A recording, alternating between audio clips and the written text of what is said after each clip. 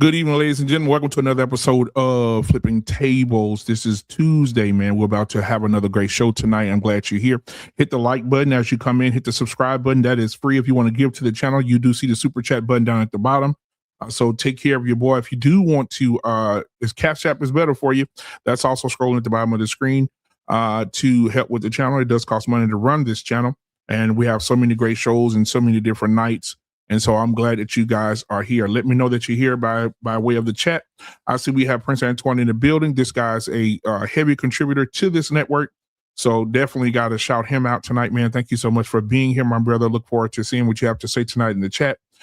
We have Sonia in the building tonight. Thank you so much, Sonia, for being here tonight. I appreciate the love. Guys, hit the like button, subscribe button. Also hit the share button. Send it to two people you like, one person you do not.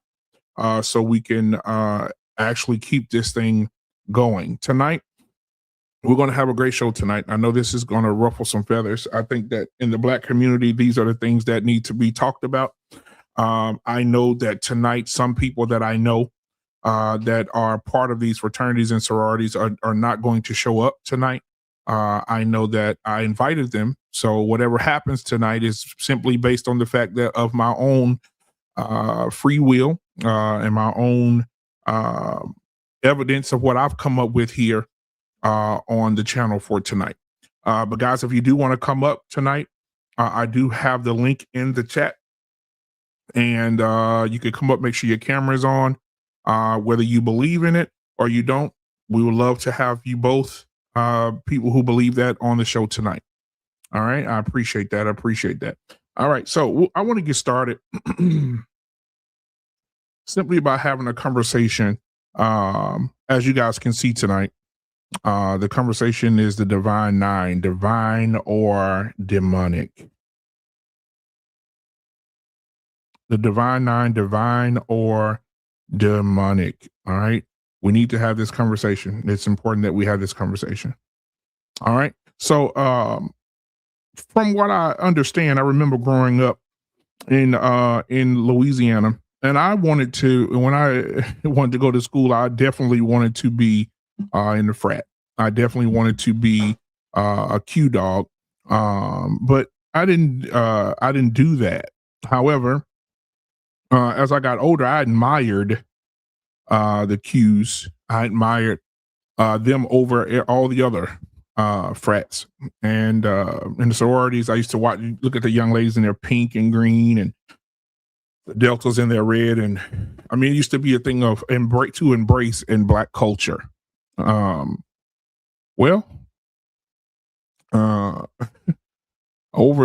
time, I think when you learn better, you definitely 100% do better. And I've learned that these entities and these organizations were based on God. God was the outside appearance, but what was deeply on the inside of these organizations is crazy.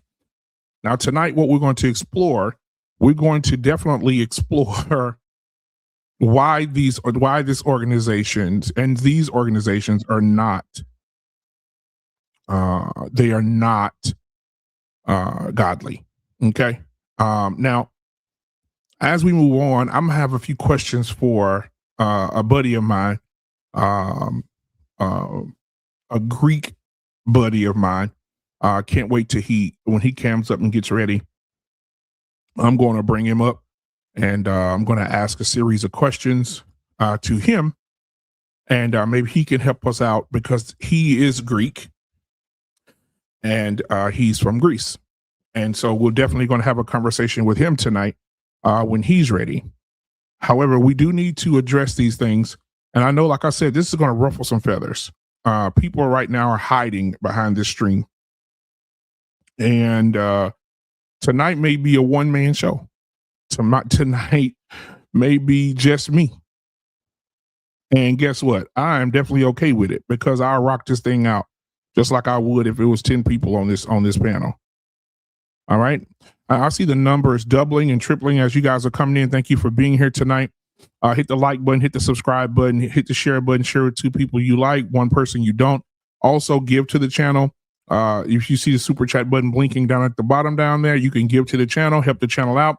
Also, if you want to give a cash app, it's scrolling at the bottom of the screen. All right. Now, we do have What We Know podcast in the building tonight. What's up with you, man? We also have Ambition Zofardia 101. She said, Grand Rising, everyone. I'm new in the stream. All right. Well, let us know where you're from, Ambitions. Let us know where you're from. We'd love to know where you watching from tonight. I appreciate you for being here. All right. So I want to bring up my brother from another mother. You guys see him here on Sunday nights. And on the Gray Area, along with Paul Bennett. And they do a cultural show.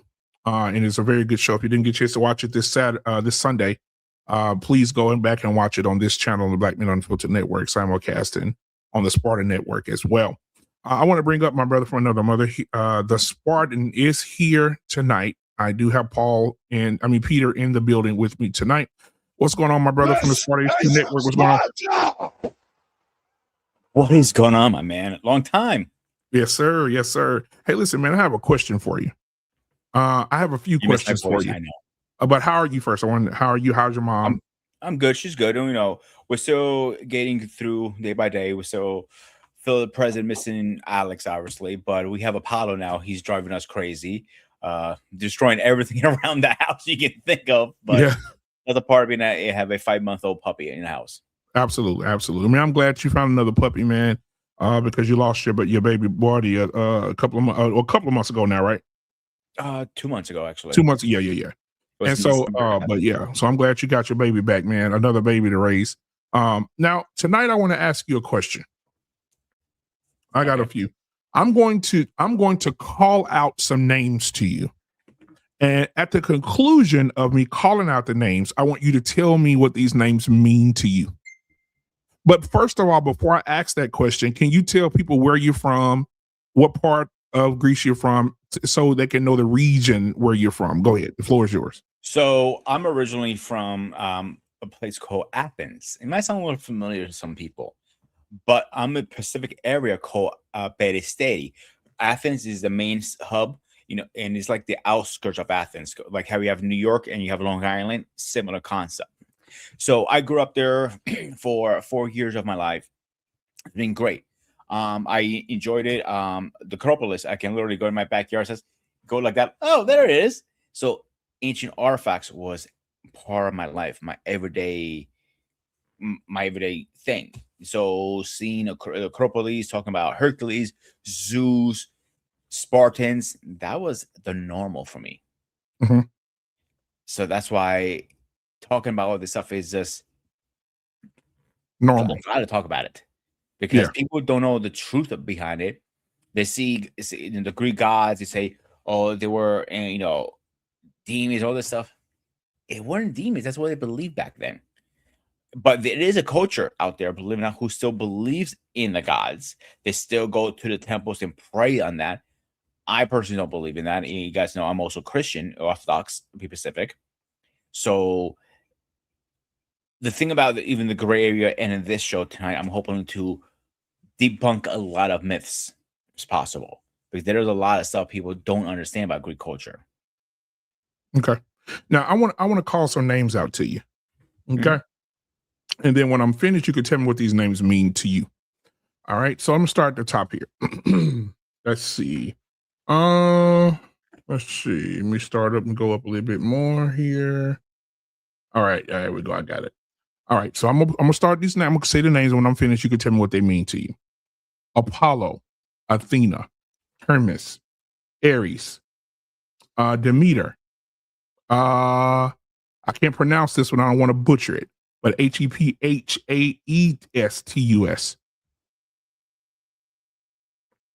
Let's see. Hera, Artemis. What do those names mean to you? To me, the means of history. Okay. Rich history of where I came from, and a lot of people came from. Believe it or not, is like people think it's only my skin color was what Greeks were back then. It was wrong, actually. We were dark. We were like more like olive color back then, believe it or not. I see you, So, Craig. Give me just a second. Yeah, so it's stuff like that. To me, when I hear those names, is history, lessons learned, because they did teach a lot back then. Mhm. And I'm not saying we can use what they taught us back then today, but it's something we can. I always say history is the most important thing. We don't want to repeat history. Okay. So, go So, ahead. so let me ask this: the names that I just called, what are they by name? They're Greek gods, The Greek gods. Okay, so mythical Greek tonight, gods. Let's get it straight. right? So have you? So I want to ask you: have you ever heard of something in the Black community called the Divine Nine? No, actually. Okay, so that the show is derived on that subject tonight. Divine Nine is 9 organizations with Greek letters who do oaths to these Greek gods. Like a fraternity? Yes, Okay. fraternities and sororities. That's what it is for women and for men. This is what they do. So they take an oath to Hera, or they take an oath to let's see, Apollo or Athena, right? And this is who they are. Now, as Christians, as you say you are, and you don't worship these gods, of course, because you said that. But do you think that you can worship God and also worship Apollo, Athena? Absolutely not. So there's no gray area. No pun intended. But there's no gray area. No. So let's make straight. We have evidence, proven evidence, that Jesus Christ existed. He did do the miracles. He did work this planet. There is no evidence, absolutely zero, to say Apollo, Hercules, Zeus, and so on, they existed. They were made up. Humankind is built in a way that needs to believe in a higher power. Whatever your background is, your business. But let's say, for argument's sakes, Christianity. Let's say one. Let's not break it down different. Other ones to say one Christianity and the Greek gods. Humanity always believed in something. So, I personally believe, as a Christian myself, we need to believe in it. I believe in Jesus Christ, but I also respect my culture. I love learning about it. I'm still learning more every day about it. But when it comes to the movies, trust me, I butchered the shit out of it. Like the 300s, that was nowhere near accurate. That was completely false, half of it. Okay. Troy was more accurate than anything. Okay. And that's what I'm trying to help everybody understand, that the question is, how can you be in an organization who worships Greek gods and then say you're about Jesus, or you say that you're a Christian, right? But if Apollo is a god and Jesus, and you worship on this side, God on this side, then I think you're straddling the fence here, and you don't know which from which. Now, you guys, let me know, guys, you're watching right now. Let me know what you think. If you're in the Divine Nine and you want to come up and have your piece, and you want to talk, and you want to have a moment and have the floor, you're absolutely okay to do that. The link is at the top of the chat, pinned at the top of the chat. If you don't see it, put it in the chat, and I'll definitely put it in the chat for you guys again. But I think that's the Divine Nine is. If you don't know what the Divine Nine is, it is 9 organizations in Black culture who represent Greek letters, and they have a representation of each organization has a representative of a Greek god, Apollo, Athena, so on and so forth. And I don't think a person can be a part of an organization that worships or has a representation of one god, but then comes out and tries to worship another. I think it's manipulation.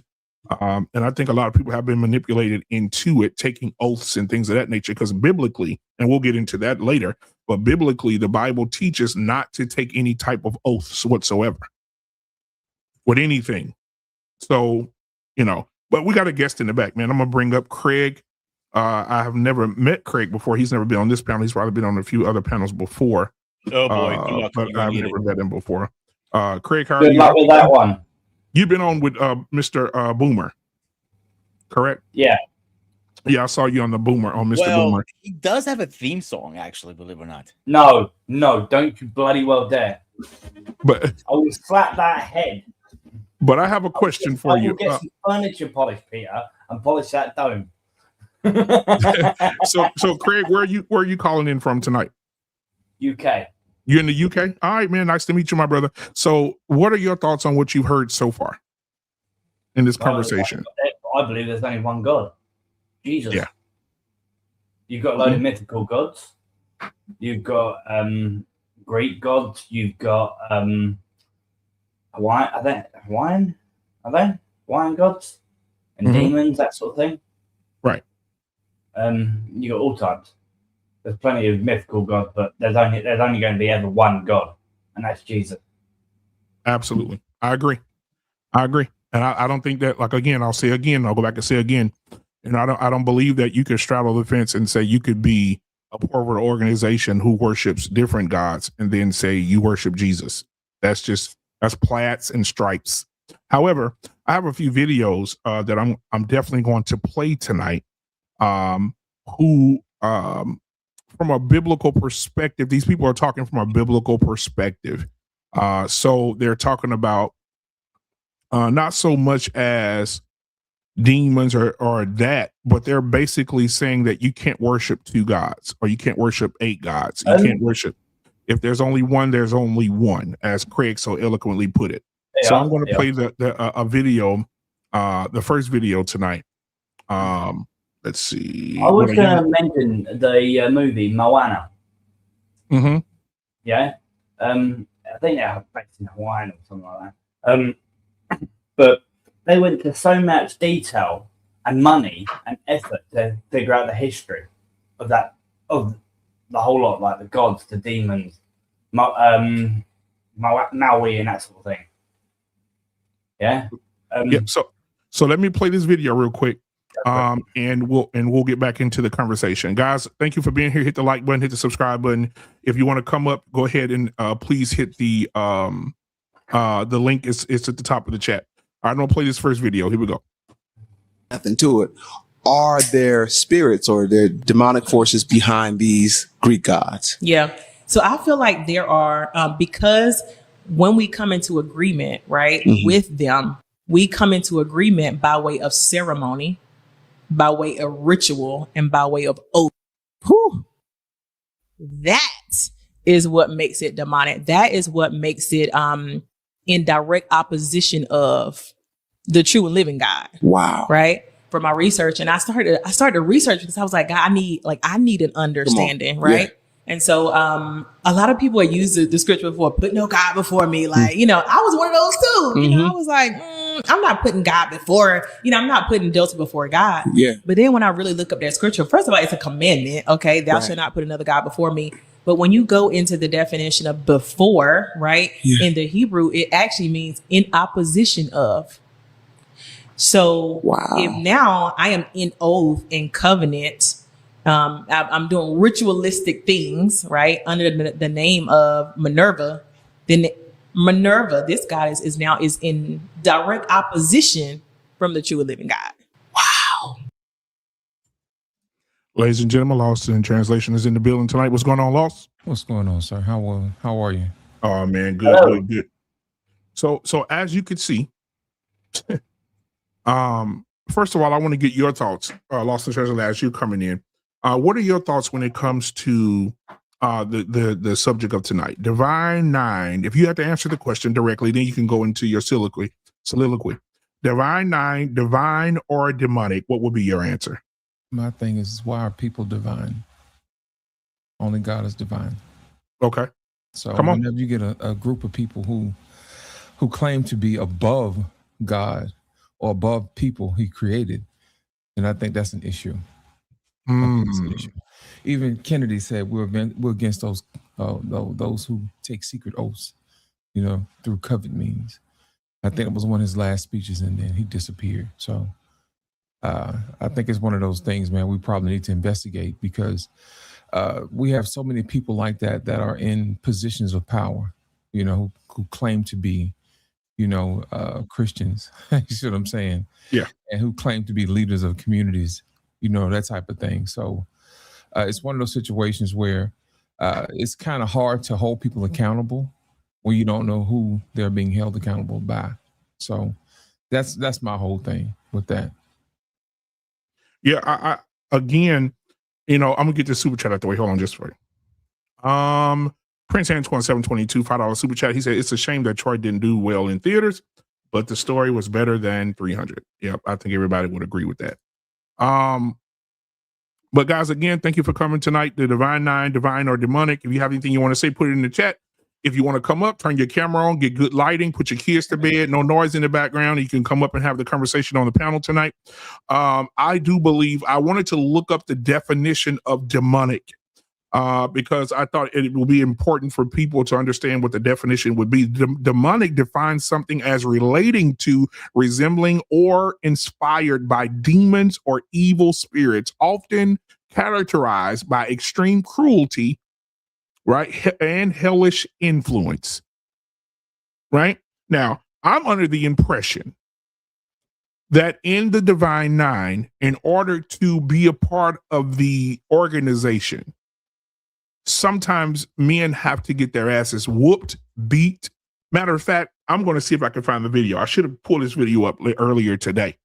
Ricky Smiley, who is a comedian, celebrity comedian, he just went off online about the Q Dogs, the Qs, the Omegas, actually deleting someone and hazing in order for them to be a part of this organization. Now, if you tell me, because they say these organizations are God-based, Jesus-based.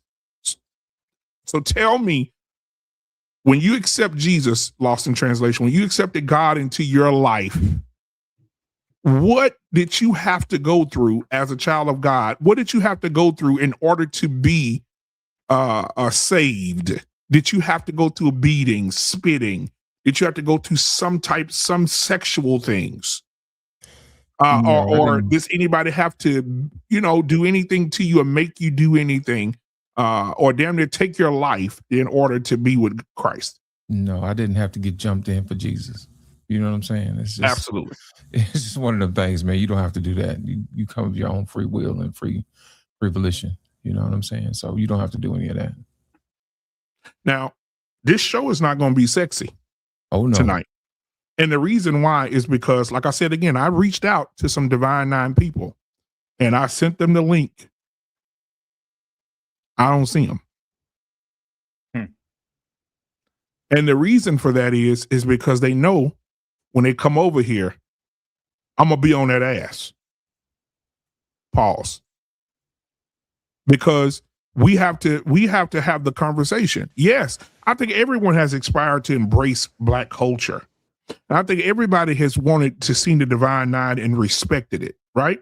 This is no disrespect to the people. It's a disrespect to anytime I was reading the Bible, lost in translation, and I was reading in Matthew 5:34 through 37, I think it is. It says here in Matthew 5:34, 37, it says, "But I tell you, do not swear an oath at all, either by heaven, for it is God's throne, or by the earth, for it is his footstool." But I'm looking here at some of the things that are going on in these organizations, and one of the things that it says here is I'm reading this to you guys verbatim, what every D9 organization has publicly acknowledged. So this is what they acknowledge. They have acknowledged that they do formal entry into membership, which includes an oath or a vow, symbolic language, moral or ethical pledges. But if you're God-based and you're Jesus-based, and Matthew 5:34 through 37 says, "But I tell you, do not swear an oath at all, because it's God's throne, or by the earth, for it is his footstool," then I'm trying to understand the correlation here between D9 and Jesus. Where is Jesus in there? Because today I was watching some videos, which I may pull up soon, of people who have denounced D9 and said when they were there, one guy in the interview said that they put spoiled cheese in his mouth and made him throw up on his clothes and made him wear the stanky clothes for 3 months. And one guy says they made him hold his genitals and beat the skin off his ass with a paddle. One guy, Ricky Smiley, said his nephew came home with a bruise in his chest where they punched him in the chest so hard that they bruised him. There are so many situations right now I think at Southern University. I don't want to be mistaken, but at Southern University, they've taken the Omegas completely out of the school. They've disbanded it because people are dying just to be a part of this organization because of the hazing and the beating of them. There was a guy. Oh, I forgot I had that video. There's also a guy. I'm going to pull this up so y'all can see this for yourself. There's also a guy who says that that the women that are in Divine Nine, they've seen times where, because he's a Kappa, the guy that's saying this, he denounced as well. He no longer claims it. He says that when the women were going through hazing, they had to come over and they had to have a list. They had a list of how many men in the frat that penises the women had to suck to cross to be a part in the hazing process. They were literally prostituting the women out to be a part of the women's organizations. Now, I believe in demons. I believe in God, because I believe that if there is a God, you got to know there's an opposition to God, and the opposition is simply the devil. And I believe in the Holy Spirit. I also believe in demonic spirit. I don't know why people will see people shouting or speaking in tongues, which that's a whole nother show, but people getting in the spirit of God and having these moments with God with their eyes closed and they're tucked into the spirit of God. You can believe that, but you don't believe that people can be demonically possessed or manifest spirits that is not of God in these organizations. I'm going to show you a video. And in this video, you're going to see young women crossing, holding each other, chanting some shit I can't even understand, and they're flicking their damn necks like they're being possessed by something. Now, I'm going to show you this video. Somebody posted this video. One of the women that denounced posted this video, which I'm very proud of. Let me see that I got it. I got it right here. Let me see. And when y'all see this, I'm not even going to say anything after. I just want to see what you guys think. And you guys in the chat too. I see the other super chat, Antoine. Thank you so much, man. You're the sponsor of the show already tonight, my brother. Thank you so much, man, for being here. And thank you so much for contributing to the channel. All right, so this is a line of women. They're crossing, and this is what they're doing at these ceremonies. Here we go.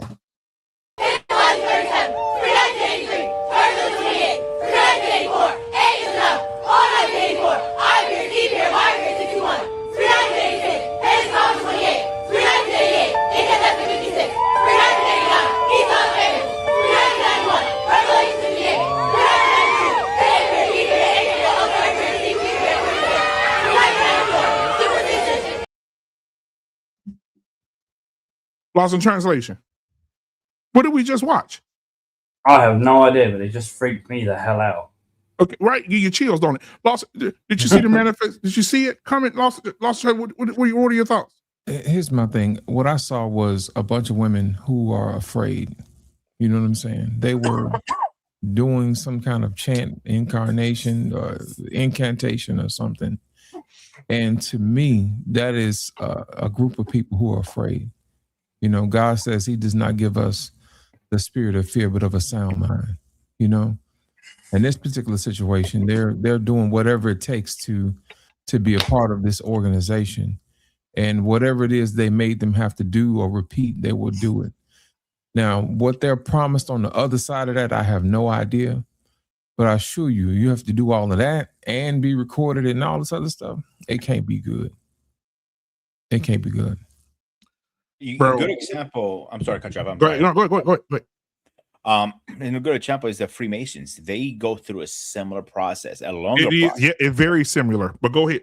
Yeah, and I know multiple men who joined that. I'm not talking about white, black, green, orange. I don't give a shit what color skin you are. They have all joined it, and they would never speak about what kind of help they ever promise. But if you're not promised something, you're not going to join on your free will. You're promised something like money, more power at work, whatever the case is. It's some intermotive in there. And that intermotive is never good, unfortunately. So to me, it freaks me the fuck out with this shit. I'll be honest. Because I'm very, very strong in my beliefs. What I believe in Christ, the Holy Spirit, and Jesus. So should we have this conversation? Yes. Should we flirt with the idea? Absolutely not. And that is the problem I think these people are having.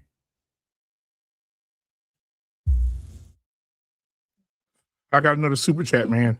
Prince Antoine in the building, man. Thank you again for another $5 super chat. He says Southern University removed everything that was associated with Omega Psi Phi fraternity and incorporated. He is absolutely correct. So I knew I had the school right.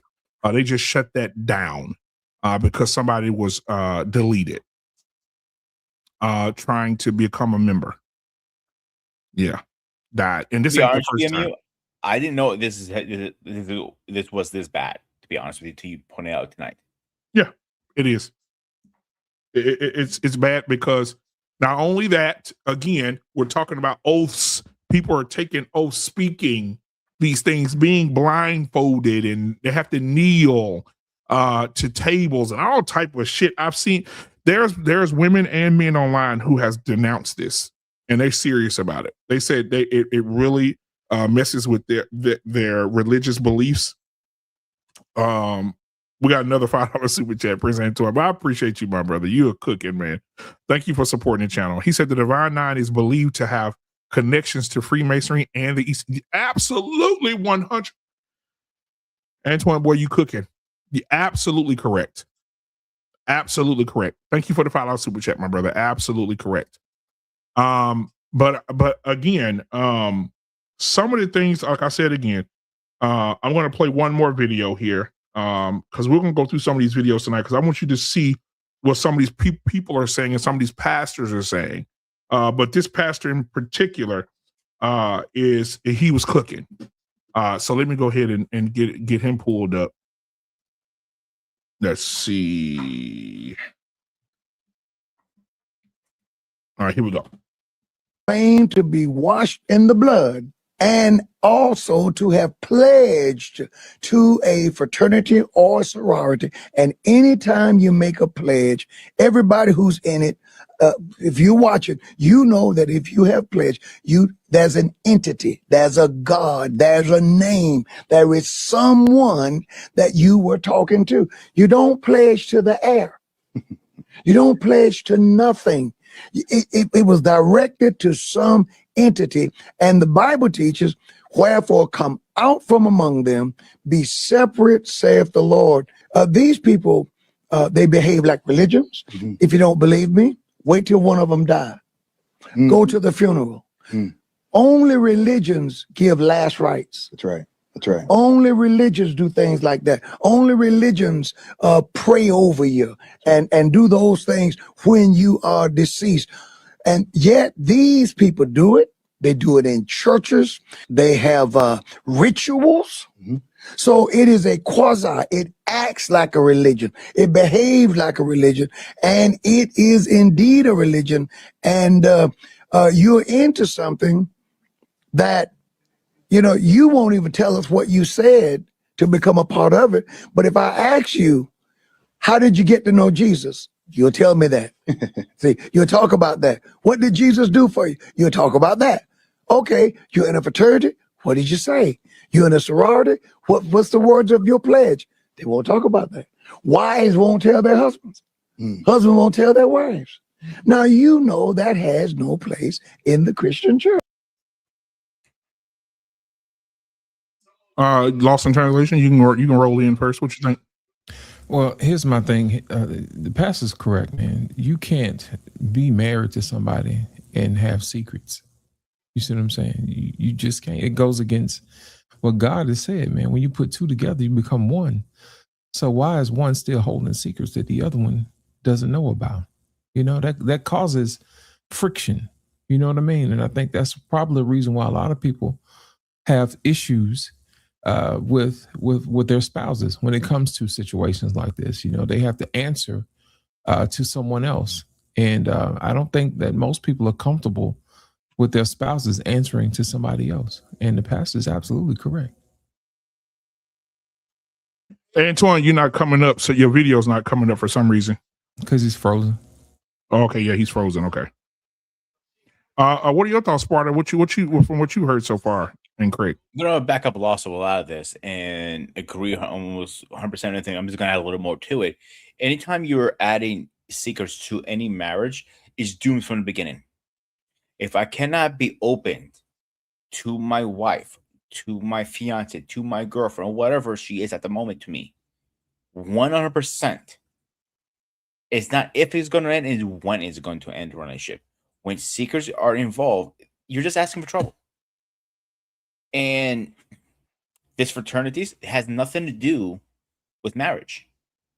But the church, the religion, whatever you believe in, if you're Catholic, Orthodox, or whatever, says man marries woman, woman marries men.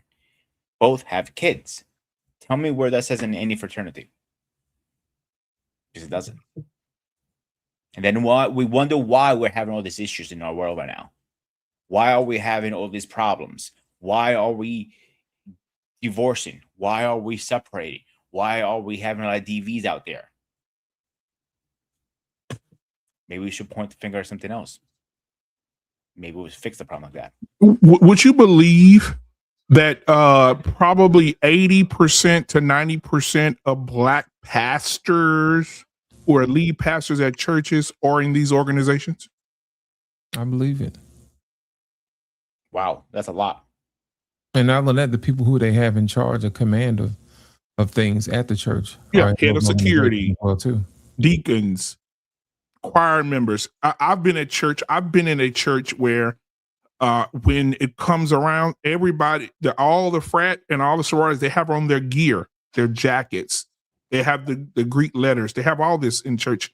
And it was like, yeah, we're celebrating the Greeks today. And you hear all that shit all around the church. You know what I'm saying? I remember a pastor. Oh, I wish I had these videos, y'all, of the stuff I've experienced in this life. I remember a pastor came up. He was a guest pastor of the church, of a church in Florida. He came in and he had on his Omega Sci-Fi purple and gold. And he came in and the musicians started playing their song, right? And when he started playing the song, he started to step. He kicked off a hop right there before he got to the pulpit. I'll never forget that. And so I believe that, we're mixing it. I think we're mixing water and oil together. And I think that it's becoming a problem. I think, no, I'm not even going to say it's a problem. I'm going to say it's embraced very much so in the Black church. It's embraced very much so in all religious circles. I see preachers out here that says, I'm not denouncing nothing. Y'all know, do you know what I had to go through to get into this organization? I've seen men today who've denounced it on these videos. And I'm going to play one just in a few seconds here of a man who said they're playing games where they playing Walk the Elephant, where each man has to stick his finger in another man's ass. And they all have to walk slumped over together with they're connected by their fingers in each other's asses. These are men that were in the organization.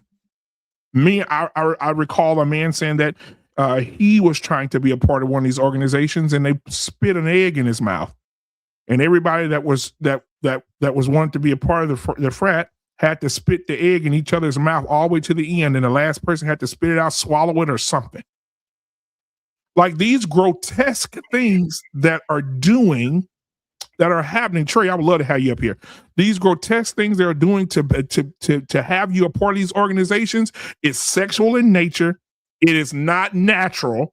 And they're doing things now. Now, I know what they're going to say, Lost. I know what they're going to say. I know what they're going to say.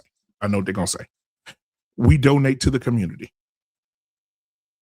We volunteer in the community, and they do. They do heavily. They volunteer in the communities. They do things in the community, of course. But I was reading another scripture.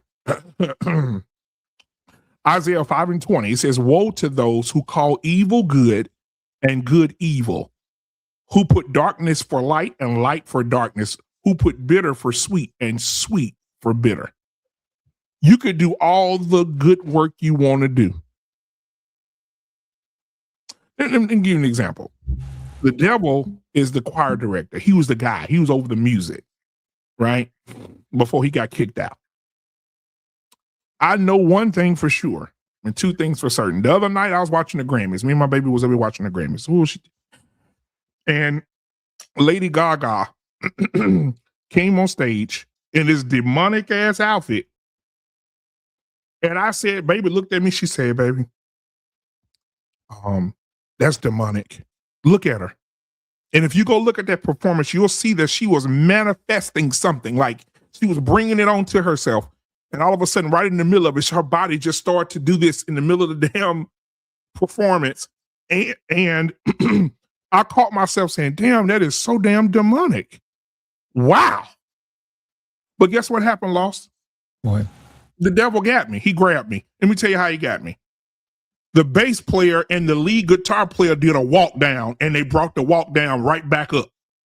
And they distorted the music. And you know how I am about music. Right. And I saw that change in that key, and that bass player went down, that lead went up. I said, oh, I caught myself doing this. Because that's how we get you. Right. Now, I didn't intend for me to be a part of some demonic ritual that Lady Gaga was doing. But I was looking at her, and she was being demonic. But at the same time, the music got me. Oh, it will do that. You'll catch yourself. You know what I'm saying? Yep. So my thing is, you can go out and donate all you want. Do y'all remember the B2K killer? Yeah, I remember that. Yeah, he was a deacon in the church, well known in the community. He owned his own business, an entrepreneur. He took care of his wife and his kids, great husband, great father. And at night, he was murdering people, killing them, and burying them. You could do good, but the scripture says, woe to those who call evil good and good evil.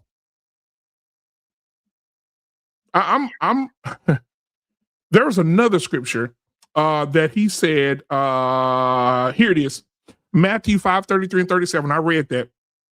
But he says, again, you have heard that it is said to those of old, you shall not swear falsely, but shall perform your oaths to the Lord. But I say to you, do not swear at all. Let your yes be yes and your no be no.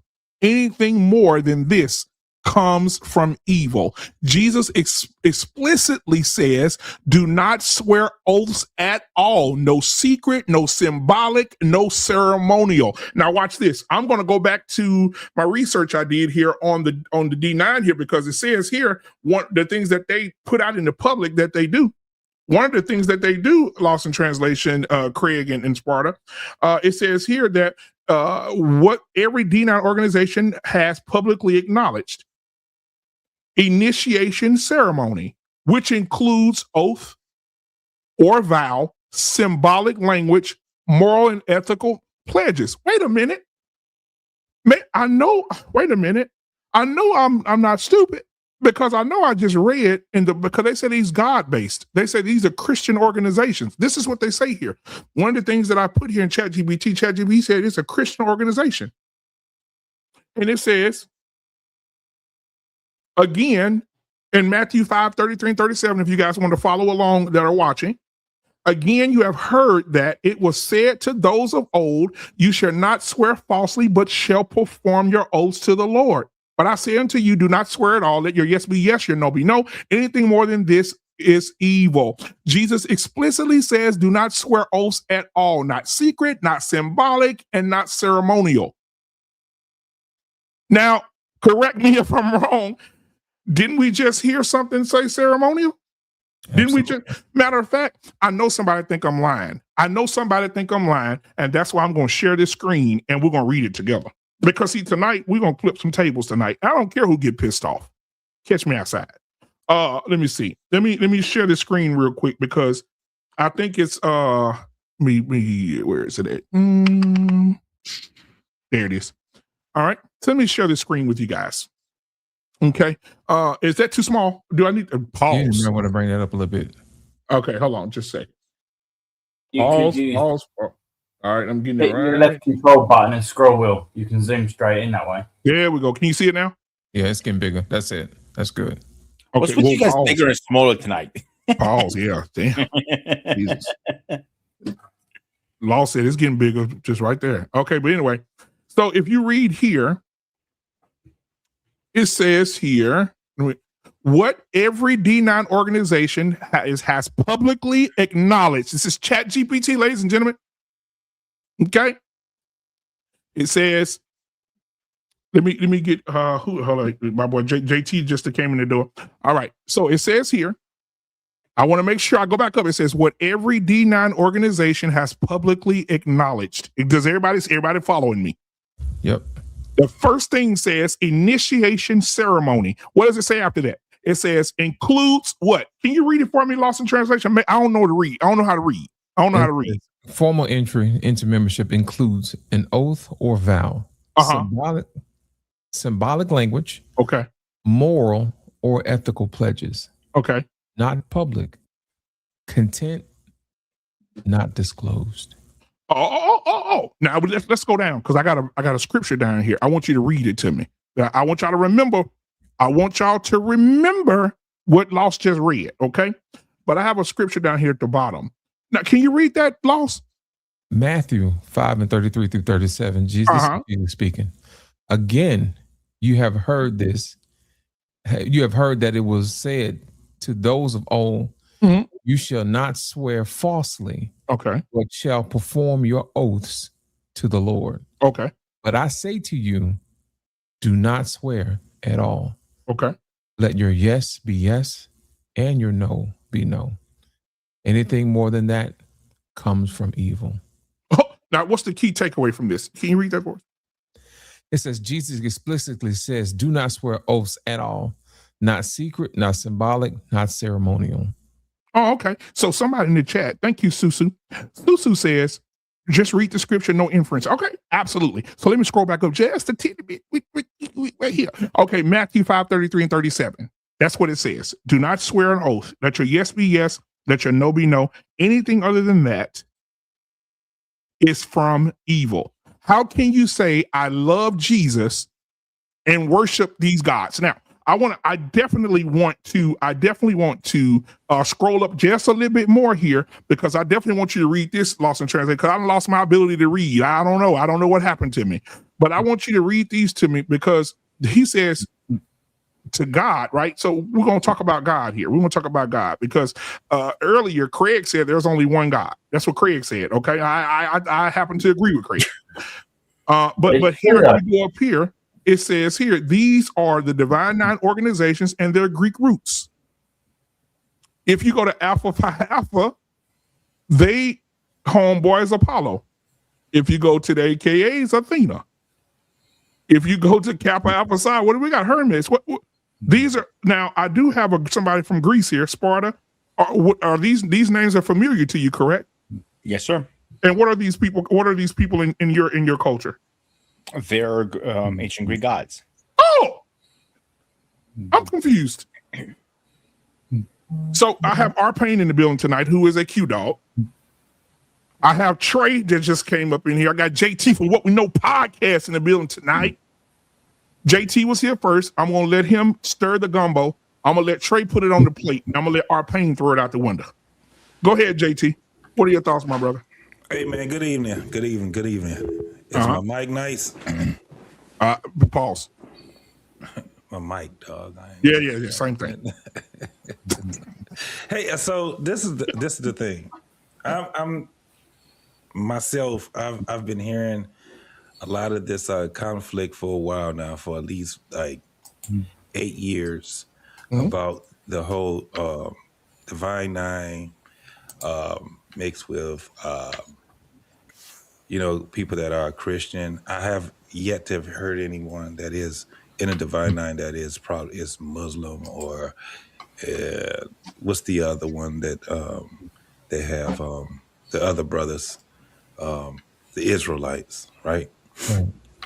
So this is my thing. I don't know.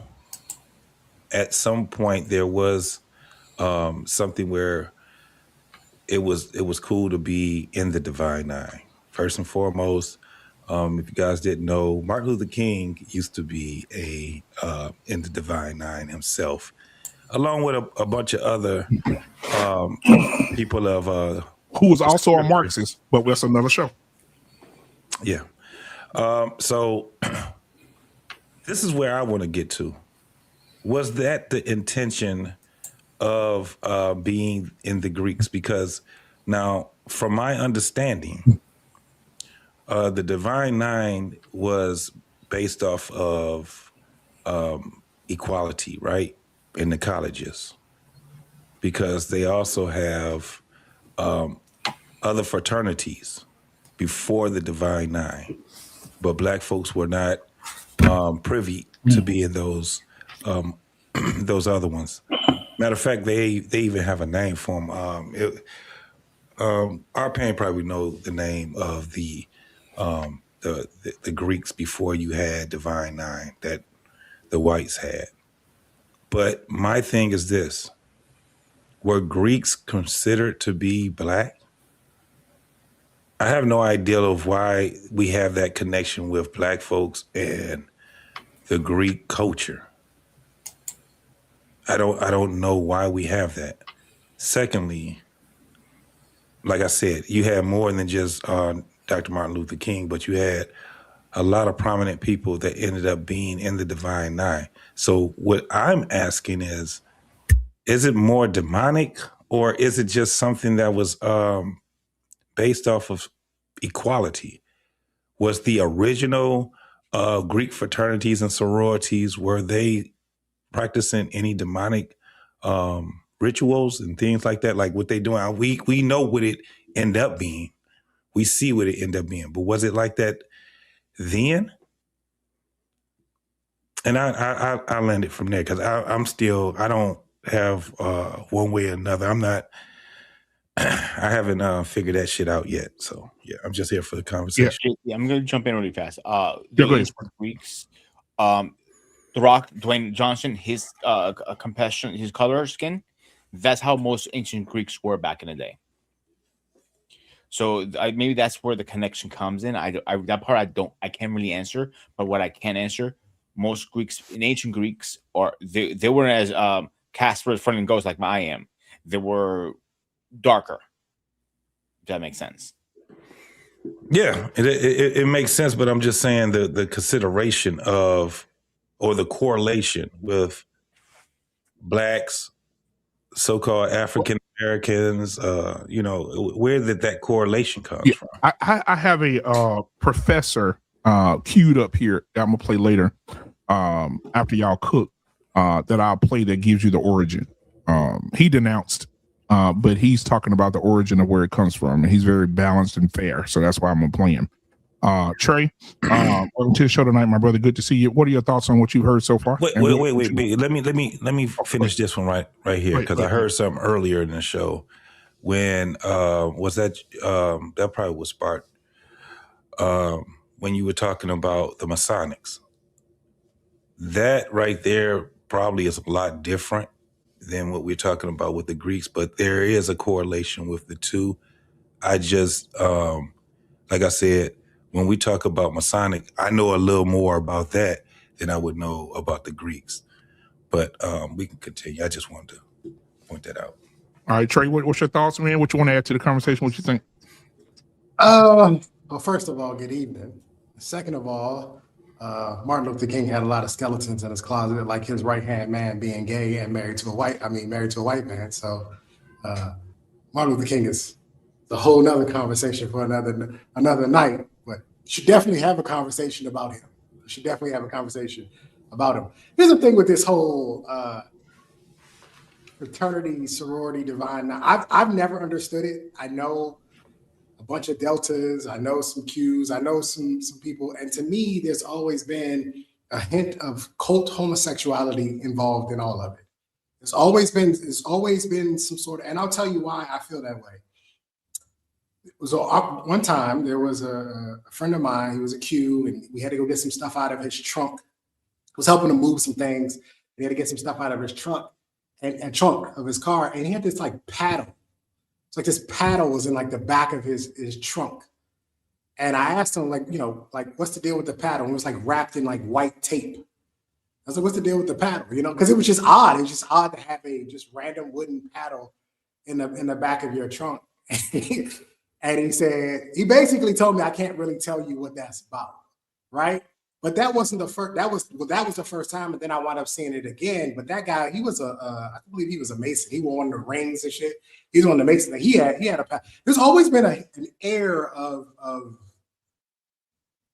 just some gay shit going on. Like, it's just always been weird with them. The dancing, the initiation. You hear about these hazing rituals that they have, and people are dying as a result of some of these hazing rituals. It just seems as though, once again, the Black community's incessant need to be equal has always backfired. Like, every time we have this thing where we got to be equal to white folk and have something that they have, it backfires on us in a certain way. I've never been a part of it. I had a little run-in with it when I was in Turkey with the whole Mason thing. And I remember when I was stationed in New Jersey, a guy I was working the gate with, I believe he was a Mason, and there was a woman who pulled up in a car, and he like checked her ID, and they had a conversation, and then she like kissed his ring. He had his ring on. She like kissed the ring or whatever, and the whole thing is just weird to me. The entire thing is just weird to me. But I'm glad that you're addressing this because, being raised in the church, I've always been taught there's only one God. So I don't know anything outside of there being one God. And so to hear that so-called lukewarm Christians are worshiping another God as a result of them being a part of a organization seemed a little off to me. Thank you, Swart. I appreciate you, brother. All right, R-Pain, what's your thoughts, man? You know what? It's when you're looking outside and looking in, you could always go down to the lowest form of demons. But organization was Greek letter, mainly because you're right. The whites had Greek letter organizations that used to get bennies organizationally at the schools. So the black ones said they couldn't belong to the white frats. And they were Greek letter. I think it was mostly just because they were Greek letter organizations. Yeah, I don't know how paddle turns into homosexuality, but that's another story. So anybody who's not in, not just Trey, anybody who's not in the organizations, can say, well, they're all fucked up. And that's why you don't join, because, but for me, I got into the frat because my brother was frat. And one of the things I needed to do was, there was doctors, lawyers, and all kinds of prominent around the campus black people that I wanted to network with. And so the pledge program, of course, is an indoctrination. You can't argue that. And back in my day, the pledge program was shit that you go to jail for now. You know what I'm saying? You can't haze anybody at all. People, when people started dying and stuff like that. But it's just like any other organization. When you pledge, if you listen, when I joined the Army, not the Army, but when I had to take an oath for my job. We take oaths all the time. We just don't, it's not maybe a weak organization, but we take oaths all the time. And if you examine the words, those are oaths. So if it's no oath, what's the difference? So from that standpoint, that's all I'm going to defend it. I think people could feel any way they want to. I have an issue with the Divine Nine because they're all fucking liberals. You know, I have an issue with that. I got into a lot of back and forth with a lot of people because they're all fucking liberals and they keep us on the plantation. You know, so I'm mad at that. Not all of them, but if you look at most of the prominent black men and women, they're connected to either some Greek letter organization or the Masons or the Eastern Stars. A lot of them, you know. So how do I account for that? You know, I don't know. It's funny. I just got off a Zoom meeting with their brothers. We're having the 80th anniversary up in Buffalo.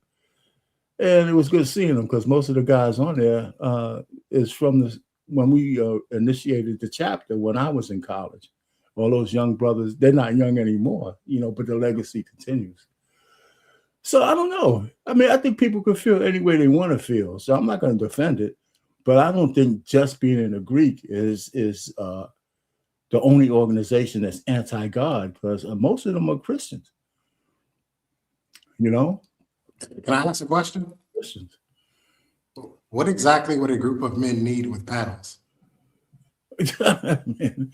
Well, listen, I'm not going to go into whatever the rituals are, you know, but I can just say that, you know, I don't know what kind of paddle you saw, but, you know, that's just it. You know, I mean, if he said, I can't tell you, then he can't tell you. If he couldn't tell you, I'm not going to talk about it. You know what? Here's my whole thing about that, Arpain. Yeah. It's kind of hard for me to trust somebody if somebody else could pull your string and you do something completely different. Okay, what do you mean by that? Well, here's my thing. That oath is something that ties you to something. You know what I mean? And if somebody could all of a sudden pull that magic string like Pinocchio and make you do a particular dance, then I don't have a problem with the marionette. You know, I have a problem with the puppet master and what the intent is, whether it be somebody who's in the police force, whether it be somebody in a fraternity, whether it be somebody in politics. You know, and I think that's probably the reason why a lot of people who are straight up in politics also get this concerned effort against them whenever they start talking about taking secret oaths and things like that.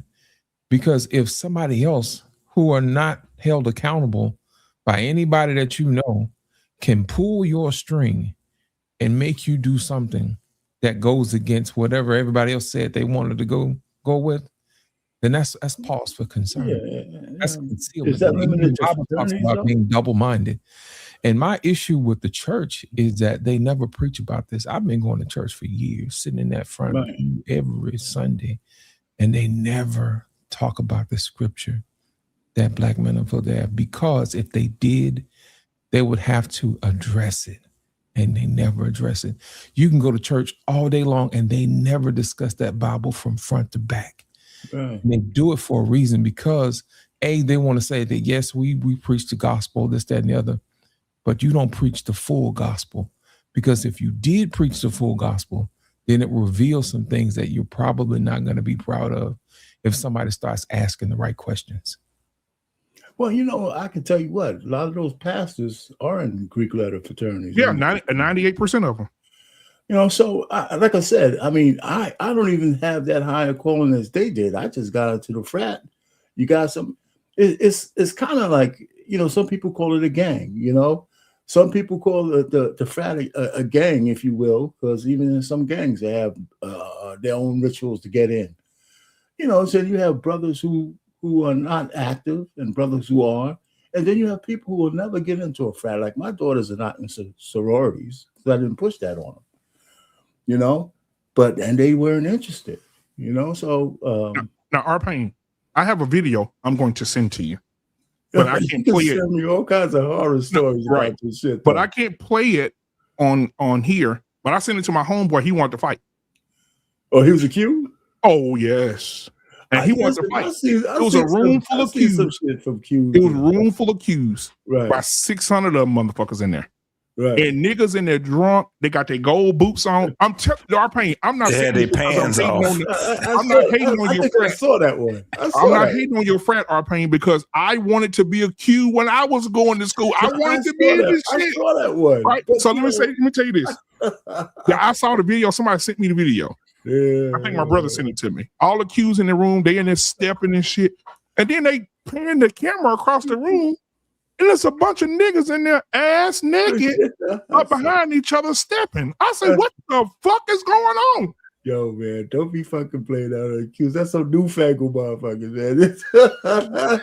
But the thing was, no one said anything about it. That shit went viral. Yeah. Oh, you said it? I saw that. Yes. Oh, shit. What can you say? I posted it. I not only I posted it, but I've also had my own commentary on it, and I was saying, somebody said we didn't agree. AQs, y'all got some splaining to do. Not one Q said anything about it. They didn't denounce it. They didn't try to explain it or nothing. What you gonna say about it though? What can you say about it? So it was 300 to 600 people in that. I know what you're saying. You say y'all niggas is gay. That's what you said. There were some niggas. I think those particular guys, man, they had a couple of screws loose. Yeah. So R-Pain, there was a lot of videos online of people who have their stuff laid out on the bed or laid out in the field, and they're burning it. They're denouncing, burning their little cards and all this other shit.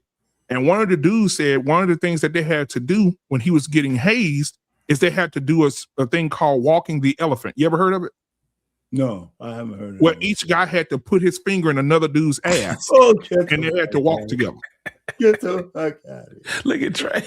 You ain't never heard of it, R-Pain? See, R-Pain, I never heard of those damn things. I don't know shit. So R-Pain, so you ain't never let a little man whoop you with no paddle, R-Pain? He's the wisest up here, but he don't know shit. I don't know nothing about this butt stuff that y'all never heard of around here. When I was coming through, they wasn't doing no butt stuff. I don't know what they doing. R-Pain, so you ain't never got whooped by a man with a paddle? We don't talk about. Okay. That's why. 2 words. Plausible deniability. It's called plausible deniability. Stop asking them questions. Antoine, you in the frat? No, I actually did pledge a frat. I didn't cross. I'm not going to get into the politics of the reason why, but I did learn a lot when I pledged. This is going back like 30 years ago when I pledged, and I did a lot of research as well before I went to pledge. And I learned a lot more while I was pledging as well. So there's a significance, and there's a reason why the D9 carries a significant amount. Now, I want to say this too, R-Pain. Yes, sir. Even Ricky Smiley, which is your frat brother, Ricky Smiley said he's sick and tired of seeing boys dying year after year because they want to be a part of the organization.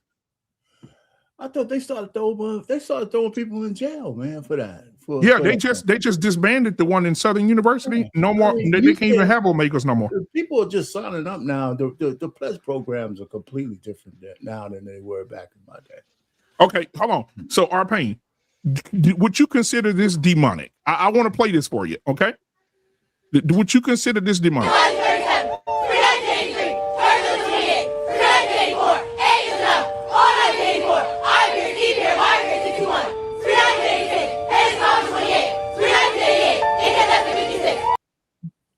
What the hell are they saying? They're the AKAs. I don't know. You tell me. You know what? It's funny though, man. Every pledge period is different, and people were asked to do some crazy shit depending on who was their pledge master. I've never seen any sisters in line where I was do that shit before. So hold on. So you mean tell me right now there are no sorority women out here that have announced and they didn't have to suck half a dick? About me. I was a dean of pledgees for some guys, right? We never did no crazy shit like that. Never. And I was a dean of probates for some guys, brought them over the burning sands. I mean, it depends on the individuals now. And the chapters too. And the chapters. And listen, I can't vouch for the crazy shit that you could bring up online, and I'm not going to go and counteract that with all the kind of shit that I thought was good. and the pageantry of it. I don't want to get into that conversation because I'm not going to try to change your minds. If y'all think it's demonic, fuck it, it's demonic. I don't believe that. You know, so I'm not going to argue that. So if y'all think the Qs are all fags, okay. You know, okay. You know, because it's a dumb fucking argument. You know, it really is. I mean, I'm not a big fan of what's calling them shit Divine Nine. I don't even fucking know where that came from. When I was young, it wasn't even 9. It was 8. Iota Phi Theta didn't come into the picture until I think 19, somewhere in the early to mid 60s, where Iota Phi Theta came into the picture. The boule, now we the boule, bourgeoisie, fucking liberal shit, man. You don't know how much hate I got when fucking Trump was running against fucking Kamala Harris, the fake black AKA. You know, so I mean, it ain't like what y'all saying. It's not like we don't have independent thought. You know, so even within the frat, man, you crazy. But I'm not here to argue that kind of stuff. But I'm not. Well, the thing I did was I didn't go look for crazy people. I went look for people who said they have denounced. They were in. They saw what it was about, and they denounced. I remember first seeing the video sometime back. This woman was a Delta, and she announced her letters and her colors and everything else. I remember she posted it on YouTube. I think it was maybe like 3 years ago, and she turned off the comments. So like anyone could comment on her video, and I think it was maybe like a good 10-15 minutes long. And then later on, I read articles about other people denouncing their association with a lot of the fraternities and sororities as well. But here's the one thing I've never heard about is the fellowships. I haven't heard anyone that was a member of Groove 5 Groove or Swing 5 Swing do the same thing. And I got a friend that is Groove, and he carries a lot of weight because he's one of the higher ups within his organization. And he just thinks, like, why now, after all these years that you put in to become a member, now you want to renounce? To me, I got nothing wrong with people who want to pledge. If you want to go into it, just find what it's all about. But the thing people don't realize, each chapter does their own thing. And also location does play a role. Like when I pledged, I was in New York when I pledged. What did you pledge? I pledged Phi Beta Sigma. Nope. I'm not letting y'all off the hook with that bullshit. I'm not letting y'all off the hook with that. Oh, and usually, this chapter, Trey, just give me a minute, and I'll say. No. I'm not letting y'all off the hook with that bullshit. I served in the military for 8 years. I was a police officer for 14 years of law enforcement experience. The moment Freddie Gray's ass died in the back of a truck, they blamed all the police officers. The moment that motherfucker put a knee on the back of George Floyd, they blamed all of us. Not one. It's like we didn't get to say, well, that's just how Minnesota do it. Minnesota do it like up there.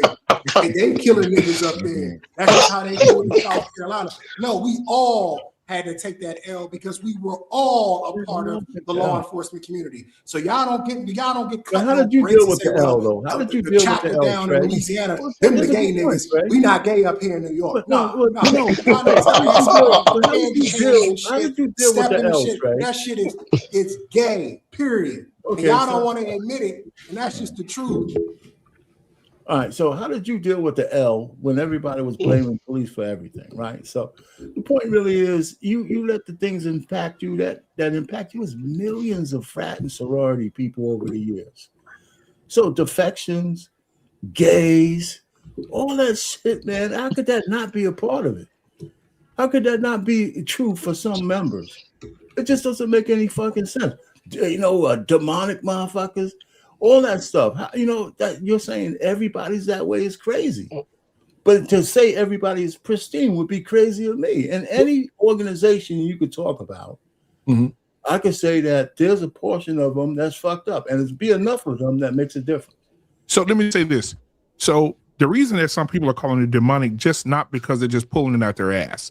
I think the reason that they're calling it demonic is simply because biblically it says if you are a Christian, for the believers, because I'm telling you, Most of the Qs I know are Kappas and all the motherfuckers. They go to church, they lifting up their hands, they're worshiping. I'm saying, so they're believers. I'm talking about the believers who are in the organization. The people that are not believers in the organization, they can do what they want to do. I'm saying the people that go to church, say they believe in God, Jesus. The Bible says that no one should take a vow to anything.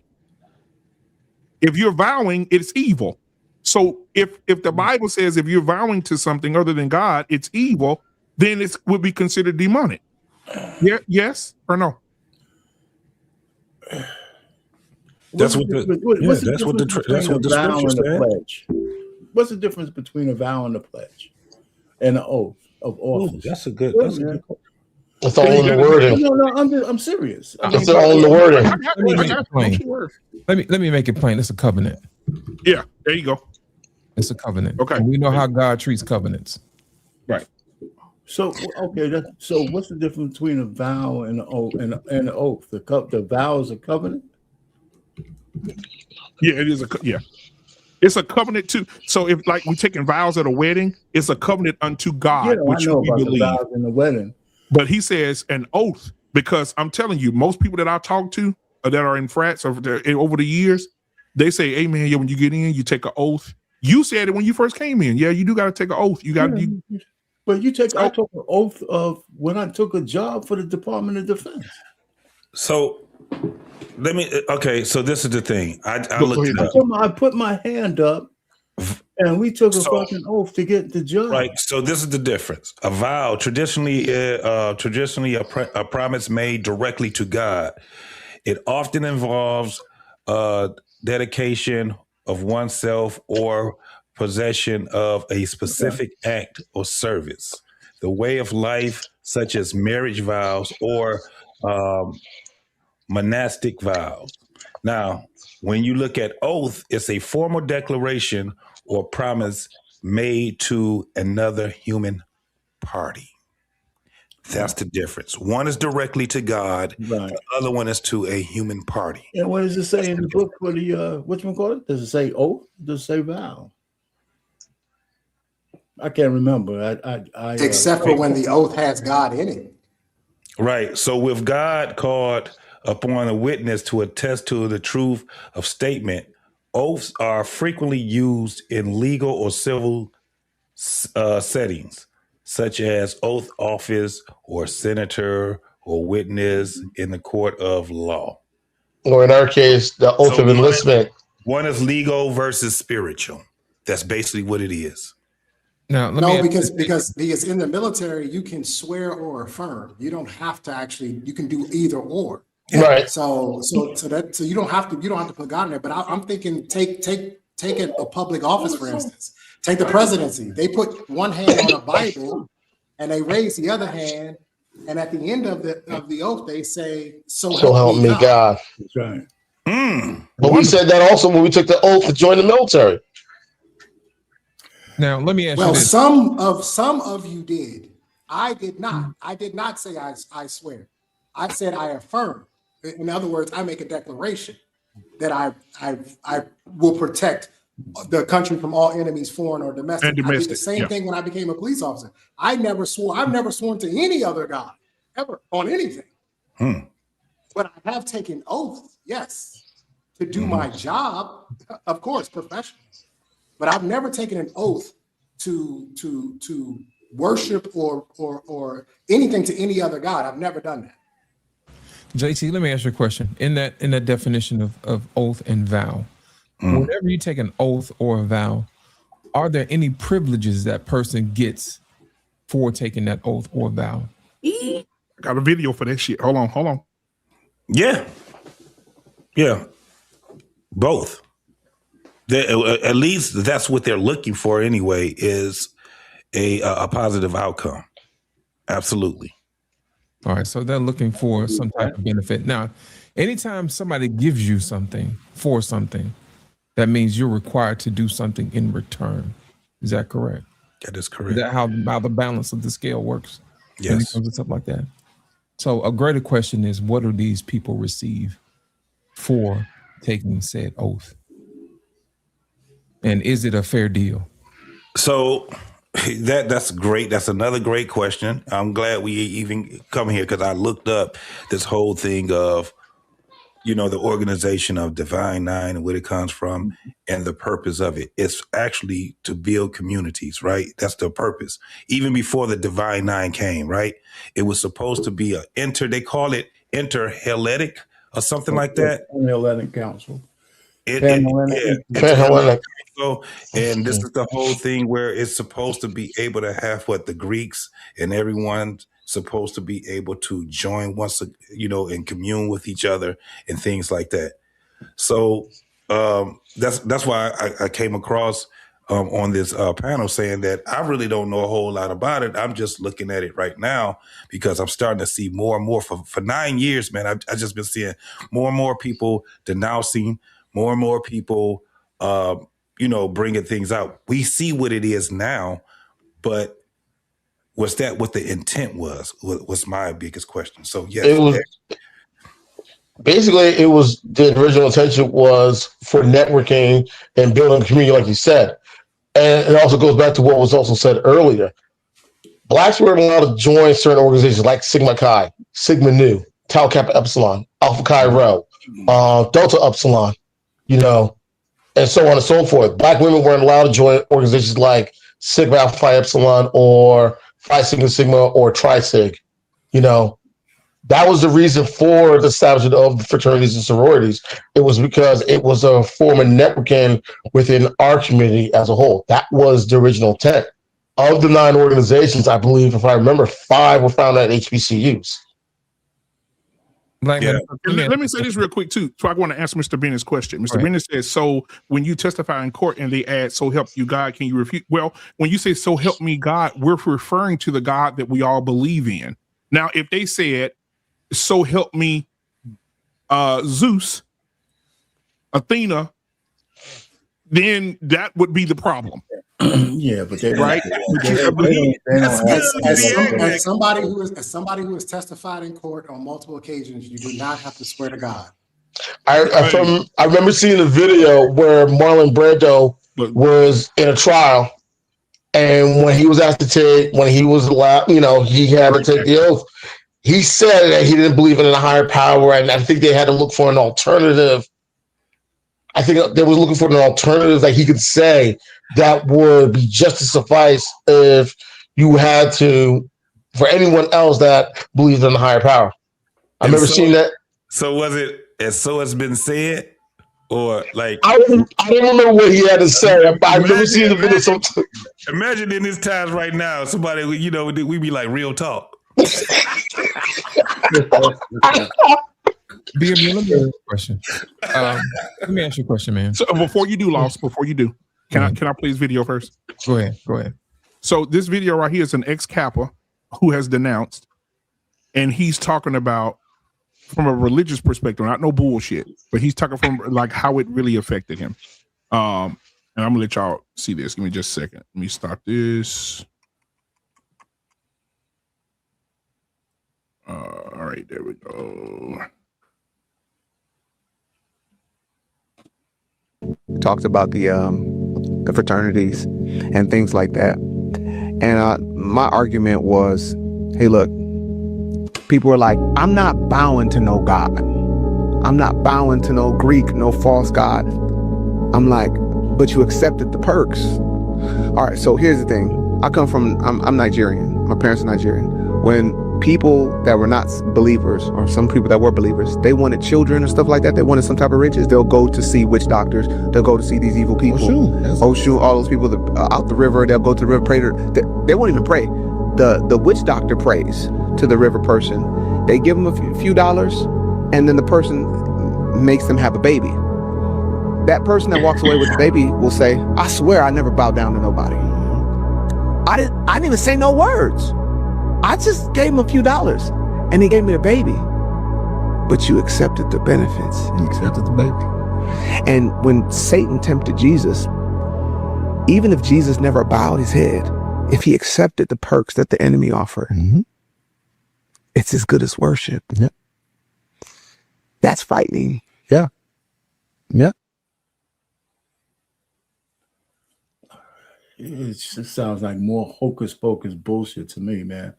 You know, I'm serious. I mean, we live this life, and not one fucking man that I've ever met is without sin or without whatever they've done. And so this guy had a revelation that says, I don't want to be a fucking Greek no more, and he's out. And so he had to justify it by saying that this hocus pocus bullshit. Because I know I didn't pray to no God.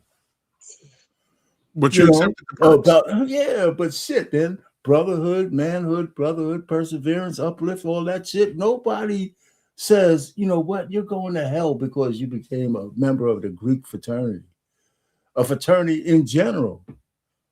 Masons, anybody, secret societies, you think the Greeks are on that level? Are you kidding me? Nowhere near. You know, so it's just crazy. I mean, we could demonize anything if we want to. That doesn't change the essence of the people that's in it. Some people want to quit. They are. You know, I mean, we don't have to agree, but I'm just saying this is crazy. And I came up here to say, well, you know, how far are we going to take this shit? The Divine Nine has been around, I mean, not the Divine Nine, but Black Greek organizations been that since the early 1900s. Almost every fucking Black person I know who's in higher levels, you know, has something to do with them. And so now they even try to elect a lady for president. I'm glad they didn't succeed. But I'm just saying, it doesn't make any sense. We could demonize other Black people all we want. I'm trying to find out where the benefit is that we're talking about right now, of talking about millions of fucking Black people are faggots and demons and all that shit. Where's the benefit in that? In this conversation? Just don't join a frat. The benefit is in truth.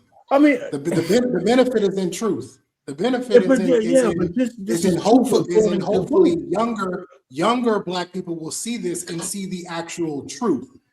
That a lot of y'all that are in these fraternities and sororities are a bunch of liars. And you don't tell the truth about what really happens in these fraternities and in these sororities and what you guys really do behind closed doors in these so-called secret societies that they have. You guys don't want to talk about this stuff. Really do. You don't even want to talk about it right now. It's just funny because I'm watching you have conversations about some of the most uncomfortable things on these platforms. But even you are retreating. You're coming up here and telling all you fucking guys what we do. I mean, no, you ain't gonna ask a Mason to do that shit. That's true. There's consequences for a Mason to reveal those secrets. Listen, gentlemen, there are consequences for an Eastern Star to reveal those secrets. I mean, just like in a marriage, right? Nobody gives a shit if you're married. They just want to hear how fucked up your marriage is. If I say how good or this and that, I know, but that's bullshit. Tell me what went wrong. Tell me all the bad shit, so I know what it's just crazy. It's like what George Carlin said. What kind of news sells? Bad news. So you're saying that because I think, like you said, it's hocus pocus, but I do believe biblically, and I put it up on the screen because I didn't want people to think I'm making up shit. No, I understand. But biblically, it says about oath. It says, "Let your yes be yes, let your no be no." Right? It talks about not extending yourself to any type of organization who is secretive. And so, from a biblical perspective, how is it that I can go be a biblical person and say, "Hey, listen, I'm going to go join an organization who is known for worshiping Greek gods"? No, here's the thing. It'd be good if we had one of those pastors who's a Q or anything up here, and you ask them that question because they're in the theology, right? Yeah. It'd be nice to hear an answer from somebody because man, I always have one foot in the secular world anyway, right? I say that all the time. So as far as you're concerned, this question we're having right now is if I had a Q, Kappa, Alpha, anybody here who's an actual ordained minister, it'd be nice to hear how they reconcile that answer. Because I can't do it. They're not going to tell the truth. My limitation. I don't know how to reconcile that answer. But you know what? You know what, R-Pain? I asked some Christian people, watch this. Hey, y'all. I just put your preacher voice on. Hey, y'all, I just want to know, how did you get to know who God is? And those people who are in those frats will say, oh, he showed up when my mama passed away. Oh, he covered me. Yeah, go to the side, right? Oh, God came to me when my daughter was sick in the bed. Oh, he came to me when my wife passed away. Oh, I found God one day driving to work. I cried, poured over, right? But then I say, well, how did you become a Q? Oh, I can't tell you. No. Now you can tell me how you found God, but you can't tell me how you found the friend. This is crazy. That's not the same thing. You asked me how I became a Q. I have an answer for that. I pledged. I said, how did you play? Okay, keep going. What did you do during your pledge? Yeah, there you go. Keep going. That's what I'm saying. Here's my thing. The word pledge means a lot different things to a lot of people, right? For Trey, we were taking it in the bud, right? For somebody else, you know what I'm saying? We're on game. You say we're on game. You know what I'm saying? I mean, so for me, it wasn't that. It depends on how you interpret the word pledge. Wait, hold up a second. Why I gotta take it? Because you're the one going, hey, you were Y'all be doing It's disgusting. I'm not making it up. I just fantasy in my head. From the standpoint of where it's coming from, but I just how you interpret it. If you call it demonic, I'm gonna argue with you. Yeah, from your point of view, PMU, if y'all call it demonic, how am I gonna sit up here and argue with that? How am I really gonna argue with you? And I don't want to argue with you because that's the way you interpret it. I don't agree with that. But it's not worth arguing because I'm not going to try to change your mind. And I know my own soul. Now, I'll say this, like Mr. Bennett. Plus, you know the secrets, though, right? Yeah. Right. Because look, we can know the secret. Come on. There's no secret on how much we love Jesus. There's no secret on how much we worship the mighty name of God. But there's a secret on how a bunch of men get together and discuss shit. Listen, there's a secret on. That's why they have top secret clearance. I got a security clearance. Trey probably has one still. JT probably still has one still as well. We had a program where it was so secret. I was even scared to be sworn in. I don't want to know this shit. I don't want to know. And that's one of the Army programs we worked on. So I'm just saying. Right. And Mr. Bennett said something about money a few minutes ago. Mr. Bennett says that there's Masonic symbolism on the money. Are we all participating? I would say give unto Caesar what is Caesar's. However, I feel like that money, you have no other choice. You can't change the money. You can't change the currency in which we purchase things, and I think that you give it to Caesar. Look, some people actually exit out. You can say some. I mean, you got people like the Amish people live off the grid, so you don't have to. Well, the Amish, okay. Well, but I'm just saying. But I guess the only I know they use money, but the point I'm making is, I mean, if you go back to the founder of the country, all those deists, you go to Washington D.C., all those folks were Masons. They all built the whole country was based on that. Yeah. And so my thing is, because what I'm hearing, and again, I don't disagree. I know Greeks and whatnot, and they offer up a lot of the same things. But I guess my only point is it seems like we're trying to find guilt by association. That if you belong to one of these particular organizations, you therefore are participating in a demonic activity or what have you. But again, if you want to take it that far, where does that go with the nation? That has basically been founded by Masons, deists. Yeah, you look at the money, you look at the obelisk on the pyramid on the back with the eye in it, all that symbols that's on the dollar. So again, where are we going to draw the line between someone who may join an organization for networking or they want to do some community service or whatnot, and somebody who actively wants to participate in a demonic activity? I think we can certainly go down these rabbit holes with that. I'm just asking a question. I'm not saying it's one or the other. These kids today are doing fraternities and sororities because they want to be a part of a group. They want to be a part of something. They want to be able to wear colors. They want to be able to go to parties. They want to be able to go to functions and be a part of secret societies. That's what college is. I'm from the hood. I ain't never seen no Kappas or Qs in my hood ever doing nothing on the streets. Never. Not one. And I'm from DC. I'm from the very place you're talking about. I ain't never seen Wait. You mean to tell me that you're from where the original Divine Nine got started? Exactly. Howard University. Yeah, Sigmas and the Zetas were founded at Howard. I'm trying to remember what organization, but I know the Sigmas and the Zetas were founded at Howard. The Qs are founded there too. Yeah. And at the end of the day, but also DC, if I remember, was supposed to be. But also, crookeds with the negative to come along with it. When I decided to become a police officer, I knew exactly what the fuck was going on. Right. Right. So right. How we were purported. But here's the thing about DC. DC was.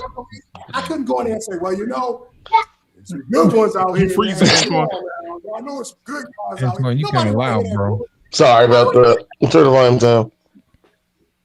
Come on, man.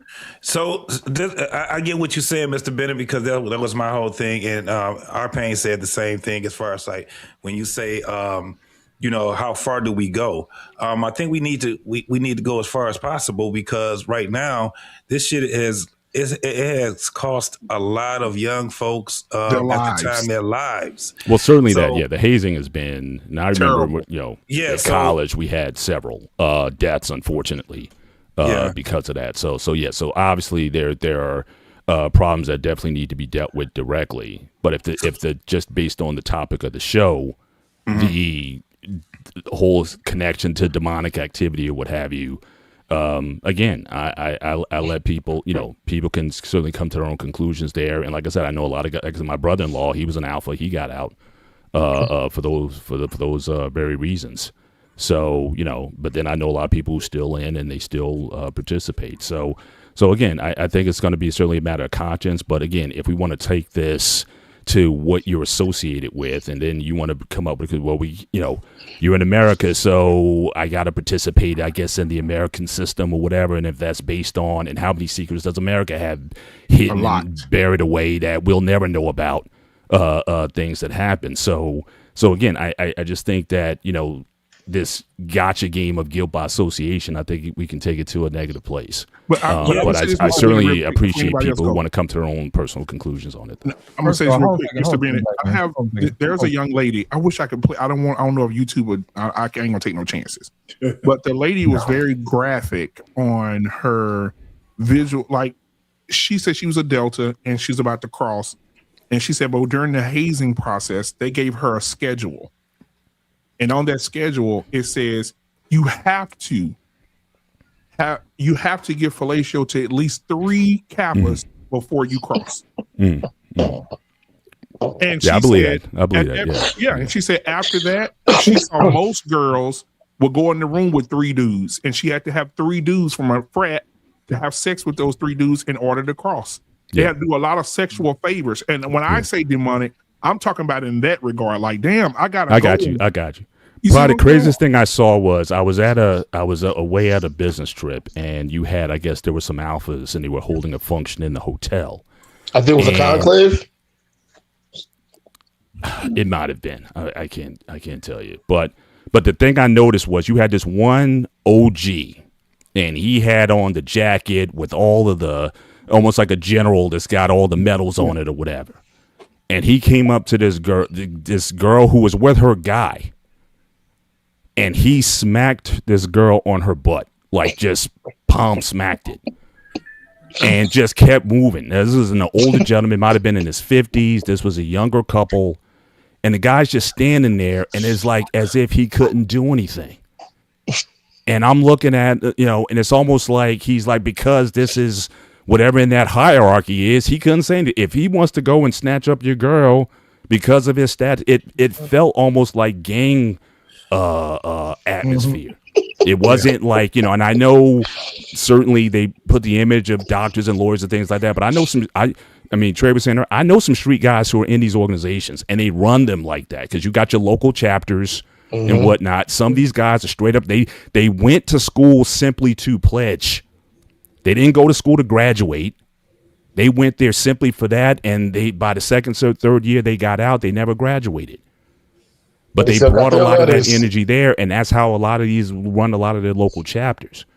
So again, I know that there's there's a lot of negative that I think we need to be critical at and call it out. Certainly when it's seen. And that's correct, Mr. Bennett. And that's correct. I'm just saying, but to what end? To people from fraternities and sororities? Maybe that's the end. If that's the end game, great. Mm-hmm. I remember when I was there was a Navy convention in one of the hotels in California, Las Vegas or something, and it was the guys went buck wild there. They with the girls, they were all the colonels, generals, everybody went buck wild. They tried to hush. You said it was the Navy? It was one of those. I can't remember. It sounds like Tailhook. Is that the Tailhook thing? I think that was because there was an organization known as the Tailhook Society, and it was made up of naval aviators. And I remember reading about it, and I think this was back in the 80s, where a significant number of members in the organization and a good number were active. And they just went. Hold on for a second, Antoine. I don't want to get down into the weeds. I'm just saying, if you have organizations of millions of people over 90 or 100 something years, there's going to be a lot. There's going to be negative. I mean, with just the human element alone, and I'm not going to, like I said, if this was like an adversarial thing and I said, okay, I'm going to come up here and show you all the good shit that came out of the fraternities and sororities, so we could have a back and forth. And I'm going to say, so what end is that? So when everybody comes up with all the horror stories and say, your fucking organizations, since they have 1, 2, 3, 5, 100 different examples of how things are fucked up, we should have never had those frats in the first place. And back through the formative years of blacks and trying to network and get a leg up through Jim Crow and through all that kind of stuff, we should have found a different way. Instead of having fraternities and brotherhoods and scholarships and things of that nature that were run by black organizations, because black organizations that you have to swear to be brothers are all evil. I just don't know. I mean, it's a choice. And so here we are today, and I agree that there was a lot of atrocities, but then we have to say, well, do the atrocities, do they, to how much does it take away from the benefits of having those organizations? Does it negate them 100%? Yes or no? Because if you say it negates the need for them 100%, then there's no need for this conversation. And that, I'm just saying, there's a whole bunch of people that we revere who were in fraternities and sororities. So now they're all fucked up. I think it's. I'm gonna say this too, though. I think that even with the nature of the United States, right now at my job, out on the street, at the grocery store, you go out right now and you go put a MAGA hat on and walk in a Walmart. You are Trump. They're going to treat you like Trump. They're going to talk to you like you Trump. They're going to disrespect you like you Trump. You are a piece of shit. If you support him, you wear his hat, you are a piece of shit. Because you're part of the MAGA fraternity. Depends on where you are. Yeah, and we know that that's bullshit. This is what I could say, Arpain, to your point. Our people did what they had to do at that time, right? Because they wanted so much equality in every aspect. So that was what they did. But when you're looking at what we see right now, it's like when you know better, you got to do better, right? Yeah. So this is where we at. This is why we have to talk about this shit, because right now it's been going 9 years, dog. It's been going on. People have been hitting on this shit about this whole Divine Nine and all of this. When we talk, think about when we talk about anything we talk about, you always bring it back to slavery, right? So when we're talking about this here, it's kind of dope that we do talk about it a little more in depth, because what I seen, That shit is fucked up. It was the same thing with the Masonic thing, right? If in the military, that's really big in the military, and I understand why it is, right? I'm talking about traveling. It's been so many dudes that actually got their briefcase and they traveled, but they never walked through, because when they start seeing what these lodges be having, they all different all around the military, right? Motherfuckers swapping wives and all kind of other shit that they doing. Motherfuckers doing all kind of shit. And you have a whole bunch of people that say, man, I know a whole lot about, masonry. But they never walked through. And it was a reason why. Because that lifestyle, they was like, that's not what I'm for. This whole thing of self-building and all that shit, this ain't what I'm seeing in these niggas here.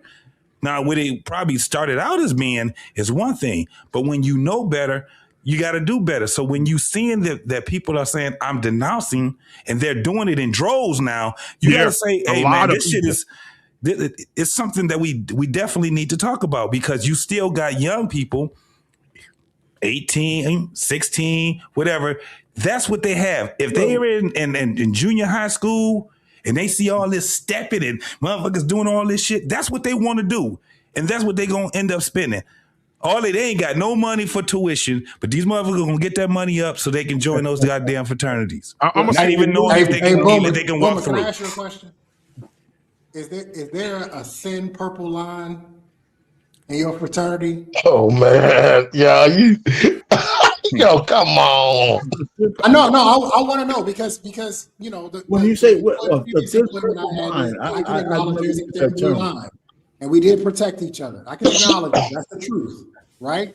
So I want to know if the New York chapter is doing some bullshit and embarrassing the Q Dogs.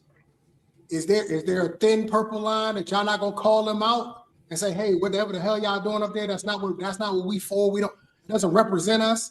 Because I don't see that when shit is happening, when these guys are dying in hazing situations. I don't see these organizations coming out publicly and forcefully using their platforms, using their voices to denounce this type of behavior that's happening. I don't see that. Okay, so I hear you, but there is a line of the chapters were getting suspended left and right in Omega. I mean, for the smallest infractions for years, So this whole rash of, I don't know if these deaths you're talking about are new, because hazing has been kind of ixnayed for, years.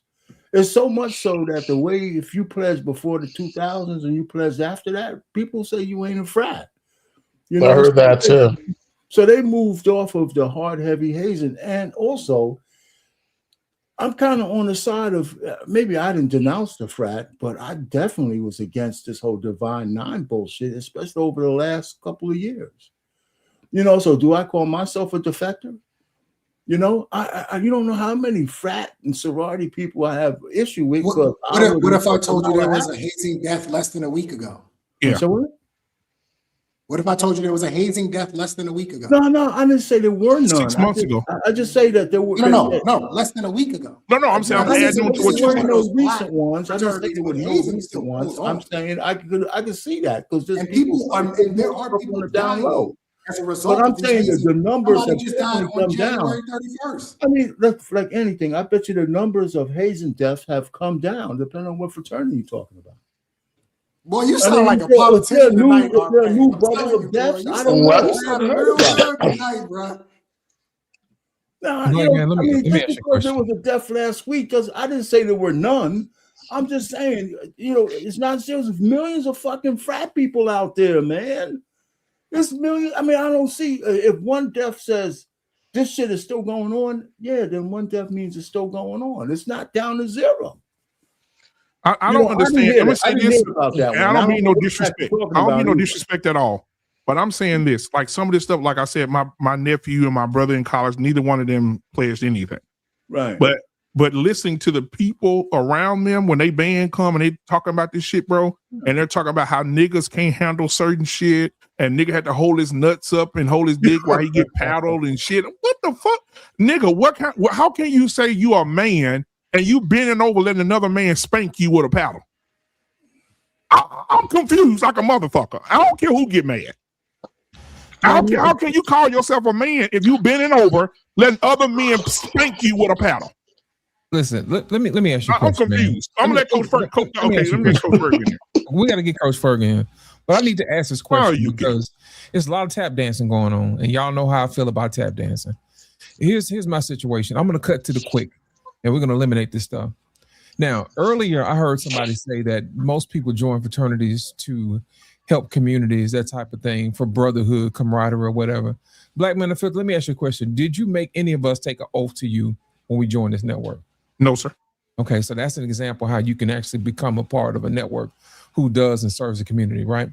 Now, when I hear people say that they have actually joined these organizations to help communities or whatever, my thing is this. There's a scripture in the Bible say you will know them by their fruit.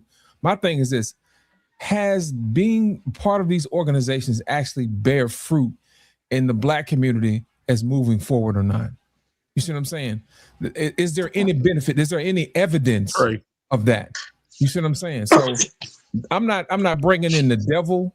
I'm not bringing in all this other stuff so people can tap dancing around it. I'm asking people to show me the proof where being a part of this has benefited anybody other than themselves. Because we already talked about being a part of something and taking that oath and getting the benefits. But there's also a price that must be paid at the end of your life when these things take place. But that's just to go here or there. But my thing is this.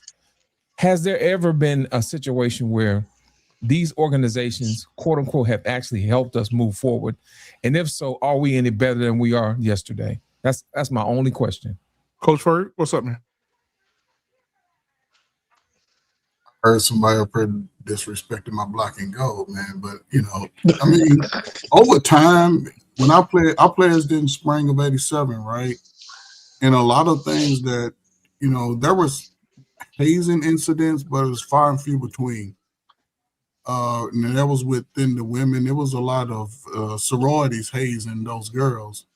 But in the fraternities, especially at the schools that were in the state where I pledged, there was no incidents the time that I was in school. Now there are incidents where they're hazing, right? Like some guys, they pledge their pledges when they drank, so they may go too far. Somebody may not be as physically able to handle some of the things that they put you through. But for the most part, over the time, a lot of those guys, those fraternities and sororities, they didn't announce it. Now they pretty much announce what they're doing. Back then, they just did it sort of under the table. But the results have been, since I've been out of school in my professional career, a lot of those things help build solid foundations with men, because our pain, I know that he is a Q, I'm an alpha. A lot of times in the professional world, going for certain positions, that where you would see that brotherhood and sisterhood, because you're in a fraternity, I'm in a fraternity, and we could come to, once I knew that if you were interviewing me, hey, you part of this and that, that sort of gave you a sort of a leg up. But a lot of the work within the community, and today's, I went to one of my frat gatherings year before last, and they're a lot different. They do things that make you look like it's a little suspect, but that's also the man itself. It's a little different. I didn't see some of the stuff that they did when I was pledging. When we went to, and when I crossed over, when I was going to see, when we were pledging other schools, we held a certain standard, certain pride, and there's always going to be isolated incidents. Not everybody's dying, and not every school is hazing, because when it come down to black fraternities and sorority, they'll just kick your whole fraternity and sorority off the campus. Especially out of PWI. Yeah, they have very small room for error. Yeah, so, but again, not everybody's built for it, just like everybody ain't built to play football. So built for what exactly? Well, the same thing the police are built for. They do a lot of egregious things as officers when they have it. Can't handle it. Can't handle but a lot of but some of the things that they put you through, like I share this all the time, it's crazy. They used to make us do, one thing they made us do was, like, we was the alarm clock for a day. You know what I'm saying? You go through certain little stupid stuff that you look back, oh man, that was wild. But those, say if we were all pledging together, it would force us into a brotherhood. We would do everything together. We couldn't do, if one of y'all was seen without the rest of us during that time, we all paid the price. And a lot of it had to do with education, thinking skills. You had to figure things out, do a lot of team building, teamwork. And if one person fell off, we all paid the price. So paid the price how? That was accountability. We may have had to stay up all night. We may have had to go on a damn scavenger hunt throughout the campus and to no end. It was just stuff that, you know what I'm saying? It was a lot of it. But again, this was I pledged in 87. You're trying to get me I to pledged believe in that this was 87. Boy Scouts. But a lot of those brothers ended up being business owners, going out into the world, and you could get a job. See, this is my problem. Trey. Hold on. We got long, y'all. We got like 2 minutes left. We got 2 minutes left. Not everybody's gonna do it. You know what I'm saying? So Trey, the best you're way. telling me that if y'all got in trouble, y'all punishment was to go on an Easter egg hunt. I'm just giving examples. Yeah, I'm giving examples. Wait, Trey, hold on. But it's all about the unity. It's not about the individual state, because we're going to be brothers for life. That's the thing. And as we go out into the world, that's where you build it at, because you may have a resource that I don't have, and I don't have to go searching for it. I know I can call on my brother Payne. He's in that sector, so it's just it's really a good networking tool. But today's modern, the last 10, 15 years, I don't know what they do, because I saw it. Hold on a second. Black man, what it sounds like to me, it sounds like conditioning for compliance. So if they ever need to pull that string at some point in time, they can. And I need to get that off. Yeah, we have a part two. I want to say this real quick because we got to get out of here. But we need to have a part 2 to this because next week was going to be colorism. But I think that tonight a lot of connections were made with the whole Freemason thing. JT brought it up. Antoine brought it up. The people in the chat was talking about it, like the comparisons to the two. And so I believe that will be a good conversation for next week, man. We getting in trouble. We rocking the boat. And I want to thank Coach Ferg for coming up, because these guys are not scared to talk about it. And our Payne, he was very political tonight. We will talk to him behind the scenes. JT, thank you, man. Trey, Lost in Translation, man. I appreciate each and every one of y'all, man, for what y'all do. And we definitely gonna be back Friday. Friday, we're gonna be talking about stepdaddies hate them kids on Friday. And so we're definitely gonna talk about that, JT. Y'all gonna be ready for that. Make sure y'all ready for that on Friday. Fuck them kids. Yeah. We're gonna talk about it. We're gonna holler at y'all later. We out.